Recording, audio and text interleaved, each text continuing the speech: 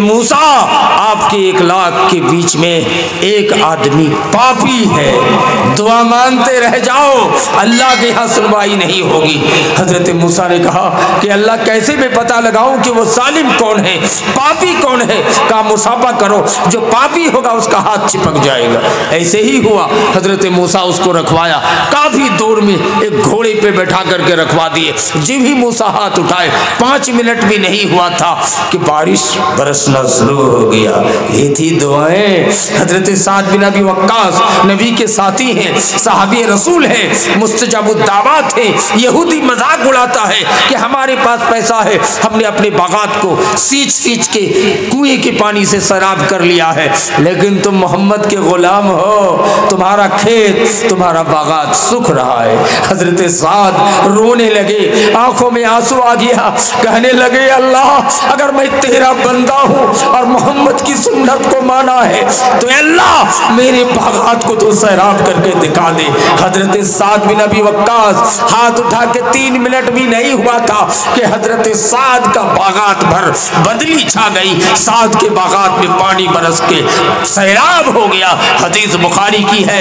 हजरत साद का ये मंजर देखकर यहूदी अशहदु अल्ला इलाहा इल्लल्लाह व अशहदु अन्ना मुहम्मद रसूलुल्लाह पढ़ के इस्लाम कबूल कर लेते। मेरे नौजवान दोस्तों कहते कैसे दुआएं सुनी होंगी, हर एक के हाथ में एक मोबाइल। ये सिनेमा हॉल है, ये कंप्यूटर है, अगर इसको ठीक स्टार्ट करोगे तो ये जहन्नम ठीक है, अगर गलत देखोगे तो ये मोबाइल जहन्नम ले जाएगा। हर हाथ में सिनेमा हॉल है। कहते बूढ़े होंगे तब नमाज पढ़ेंगे, बूढ़े होंगे तब नहीं। तारीख सुन लो 2 मिनट का। यहूदी मुल्क में एक जालिम यहूदी आदमी स्टेज लगवाता था 10,000 20,000 कुरान शरीफ मंगवा, और उसके ऊपर जूता पहन के खड़े होकर भाषण देता। बर्दाश्त का लायक है? लायक नहीं है। लेकिन फलस्तीन के मुसलमानों में ताकत नहीं है, सकत नहीं है कि उन यहूद को रोक सके। चूंकि इल्म हासिल करके आगे बढ़ गया है, साइंटिस्ट उनके पास, वैज्ञानिक उनके पास आगे बढ़ गया था। अब कैसे करे? एक 15 साल नौजवान, दोस्तों सुन लो, 15 साल का एक नौजवान है, एक चाकू हाथ में लेकर सिक्योरिटी के बावजूद कैसे जाके सामने बैठा है। ये जालिम नेता 10,000 शरीफ कुरान रखवा करके उसके ऊपर खड़े होकर जूता पहन के भाषण शुरू करता है। जब ही शुरू किया, तैस में आया, ये उठता है चाकू भोंक के 9-11 पकड़ो पकड़ो। पुलिस नहीं पकड़ पाई उसको। बाद में CBI तहकीक के बाद उसको पकड़ लिया गया, अदालत में हाजिर किया गया। कौन? अदालत का जज यहूदी, सब लोग यहूदी। मौलाना लोग मशवरा दे रहे थे कि बाबू तुम अगर एक्सेप्ट कर लोगे तो तुमको फांसी की सजा दे देगा, इसलिए 15 साल का लड़का हो, तुम्हारा टाइम बाकी है, शादी नहीं हुई है। जब तुमको जज पूछेगा कि तुमने मारा है उस नेता को, एक झूठ बोल देना बेटा कि मैंने नहीं। क्यों? सरकार के पास तुम्हारे खिलाफ कोई गवाही नहीं है, इसलिए अगर एक झूठ बोल दोगे तो बच जाओगे, अगर सच बोलोगे तो सुबह फांसी की सजा होगी। इतने समझाने के बावजूद 15 साल के नौजवान को पूछता है कि किसने मारा उस जालिम नेता को?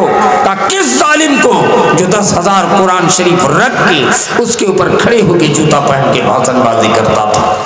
कहता मैंने मारा। अदालत का जज कहता है तेरे मौलवी ने समझाया, तेरे वकील ने समझाया, फिर भी तुम माना नहीं, सच बोल दिया। कहा जज साहब अगर मुझको झूठ ही बोलना था तो जालिम को क्यों मारा? कहा मैं गर्दन कटा सकता हूँ लेकिन गर्दन झुका नहीं सकता हूँ। मेरे भाई ये कहना था, अदालत के जज के बदन पे कपकपी तारी हो गई। यहूदी अदालत का जज भी अशहदु अल्ला इलाहा इल्लल्लाह व अशहदु अन्ना मुहम्मद रसूलुल्लाह कह के इस्लाम कबूल कर लेते। क्यों? एक 15 साल का ईमानी जज्बा देखकर, गैरत देखकर। मेरे नौजवान दोस्तों, इबादत करो, ईमान को मजबूत करो। ईमान ऐसी दौलत है कि बगैर नमाज पढ़ी भी जन्नती बन सकते हो। दलील, मैदान उहद में एक मुशरिक गैर मुस्लिम था, नबी के हाथ में 6:30 बजे इस्लाम कबूल किया, 11 बजे जोहर के टाइम आने से पहले उहद के दिन शहीद हो गया। नबी दोहराते थे कि इसने अल्लाह के लिए एक भी सजदा नहीं किया है। अरे रोजा तो दूर की बात है, नमाज तो दूर की बात है, नबी कहते थे कि इसने अल्लाह के लिए एक भी सजदा नहीं किया है, आला दर्जे का जन्नती है। अकीदा तौहीद की बुनियाद पर ईमान होना चाहिए। बनी इसराइल का वाकया है, हदीस पे जिक्र है। दो बनी इसराइल के आदमी जा रहे थे, कहा दो लड्डू चढ़ा दो, कहा नहीं चढ़ाएंगे, हमारी यह जायज नहीं है। कहा एक मक्खी मार के चढ़ा दो। एक ने सोचा आसान काम है, मक्खी मार के चढ़ा दिया, जहन्नमी हो गया। दूसरे ने कहा मैं नहीं चढ़ाऊंगा, मार दिया गया, शहीद हो गया, आला दर्जे का जन्नती हो गया। हजरत मुआज बिन जबल को नबी ने यमन का गवर्नर बना के भेजा था। कहा मुआज वो इनको तिलता, अगर कत्ल कर दिए जाए, वहीं हुरिकता, जला दिए जाए, टुकड़े टुकड़े कर दिया जाए मौत, लेकिन अल्लाह के साथ शरीको सही मत ठहराना, शरीको सही मत ठहराना। क्या हो गया मुसलमानों, आज मामूली मुखिया, ऑड मेंबर, बीडीसी, इसके हम इलेक्शन के लिए हाथ जोड़ करके भगवान कहते फिरते हैं। मैंने अपने बिहार में जगह जगह पे देखा है, इन बेईमानों ने मामूली वोट के लिए संथाल आदिवासी को राजी करने के लिए सूअर तक जबा करके खिलाने का काम किया है। मेरे भाइयों दोस्तों, क्या हो गया मुसलमानों, एक कप चाय पे ईमान बेच रहे हो, दूसरी कौमें मुत्तहिद हो रही हैं, तुम बिखरे हुए हो, तुम्हारा अमल कहां से कहां जा रहा है। मेरे भाई, आज तुम एक ही झटके पे जय श्री राम पढ़ रहे हो। तुम भूल गए कि हजरत खुबैब को कहा गया था, खुबैब एक जुमला बोल दो तुम्हें छोड़ देंगे। क्या जुमला? कहा आगे सिर्फ बोल दो कि काश मेरी जगह मोहम्मद को रख दिया जाता, तुमको फांसी की सजा से माफ कर दिया जाए। आज के नकली मुसलमान हमारा आप होते तो कह देंगे जान तो बच जाएगी। इमाम कायनात ने कहा नहीं नहीं, हजरत खुबैब ने कहा फांसी, ये कहने की बात करते हो? अगर ये कहने से मुझको फांसी की सजा से मुक्त कर दोगे कि मोहम्मद के पैर में कांटा चुभ जाए, ऐसा भी मैं कह नहीं सकता हूँ। चीज आए कि ये कहूँ कि काश मेरी जगह मोहम्मद को रख दिया। ईमान मजबूत था मेरे भाई, आज़म कर लो, कई दिन के लिए जिंदा रहोगे। एक सहाबी हजरत उमैर के सामने खजूर खा रहे हैं, 11 खजूर है, 2 खाए हैं। कहते आका इससे भी अच्छा खजूर मरने के बाद मिलेगा। कहा जी हाँ। खजूर का गुच्छा छोड़ दिए, अल्लाह के रास्ते में शहीद हो गए। मेरे भाई, ये शहीदों का दर्जा है। ये वो लोग थे ईमान की खातिर अपनी जान को निछावर कर दिया था। इन्हीं लोगों के बारे अल्लाह ने कहा था इन्नल्लज़ीना क़ालू रब्बुनल्लाह सुम्मा इस्तक़ामू ततनज़्ज़लु अलैहिमुल मलाइका। ये वो लोग हैं जिसने रब कहा था। मेरे भाई, दुनिया में ईमान को मजबूत करने की जरूरत है।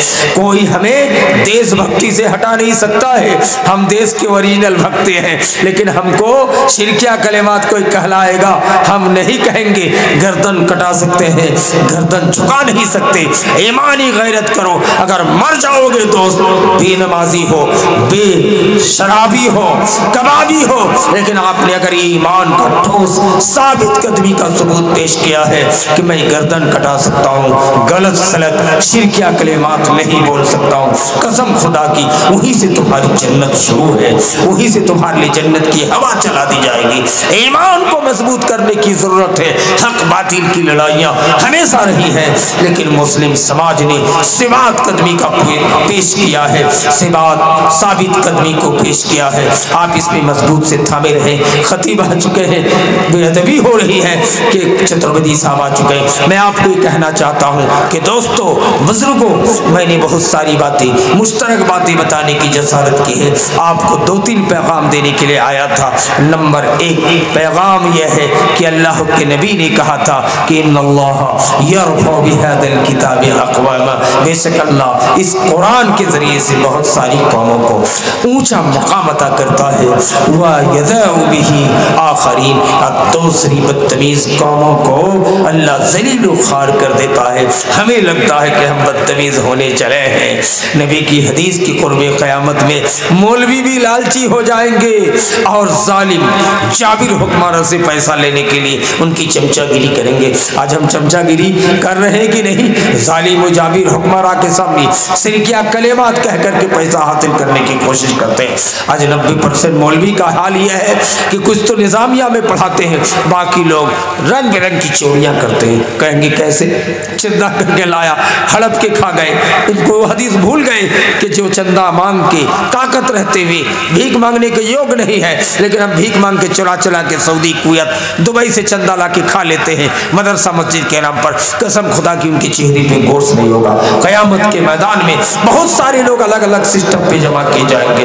कुछ लोग जमा किए जाएंगे जिनके चेहरों पे गोश्त नहीं होगा।